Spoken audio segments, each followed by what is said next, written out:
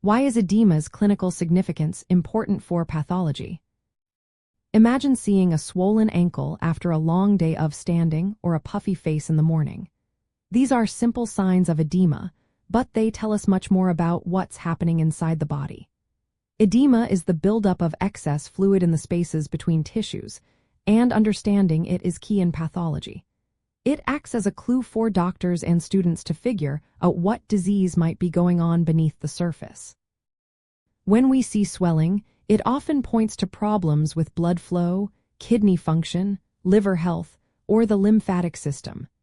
Knowing why edema occurs helps us connect the dots between what we see on the outside and what's happening inside the body. In pathology, edema is more than just a visible sign. It reflects disturbances in how fluids are balanced and managed by the body. For example, if the blood vessels are under too much pressure, fluid can be pushed out into tissues. This happens in conditions like heart failure, where the heart can't pump blood effectively, causing blood to back up and increase pressure in the veins. On the other hand, if protein levels in the blood are low, fluid isn't pulled back into the blood vessels as it should be. This is common in diseases like nephrotic syndrome or liver failure, which cause low plasma protein levels. When proteins leak out or are lost, fluid remains in tissues, leading to swelling. Another cause of edema is increased capillary permeability, which means the blood vessels become more leaky due to inflammation or toxins. This allows fluid rich in proteins to escape into tissues, as seen in infections or allergic reactions. Sometimes, the lymphatic system gets blocked, preventing proper drainage of fluid and proteins. This can cause localized swelling, like in lymphedema after lymph nodes are removed or damaged. From a clinical perspective, recognizing the type and pattern of edema helps narrow down the cause. Pitting edema, where pressing leaves an indentation, often indicates fluid overload with low protein levels.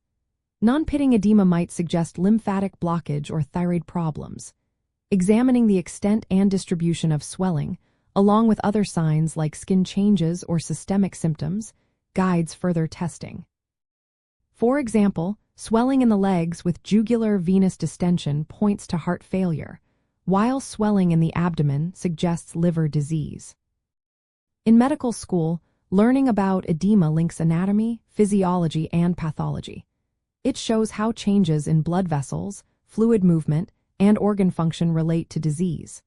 Recognizing edema patterns helps students understand disease mechanisms and prepares them for clinical reasoning. Early detection of edema can lead to timely treatment, preventing complications like skin ulcers, infections, or organ damage. Monitoring how edema responds to therapy also helps assess if treatment is working. In summary, edema is more than just swelling. It is a visible sign that reflects complex changes in the body's fluid and vascular systems. For students and clinicians, understanding its causes and significance helps connect microscopic changes to what we see in patients.